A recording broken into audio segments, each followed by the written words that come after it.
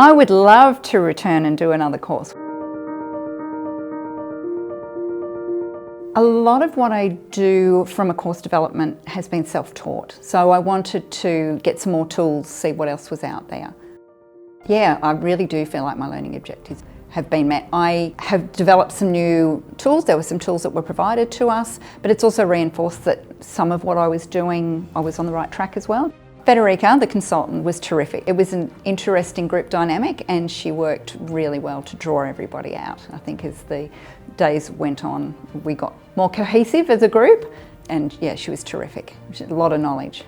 The method that she used that I found most effective was how she engaged with the group by asking questions. If there were one-word answers or people weren't comfortable in responding, she was able to draw some more information out, which made the dynamic work quite well. There was some quizzes in there was some videos that were also really informative, and then following up with a discussion of those just to reinforce the learning was good.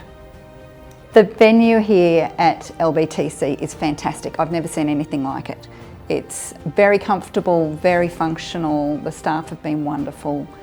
Yeah, no, it's been a terrific experience from that point of view.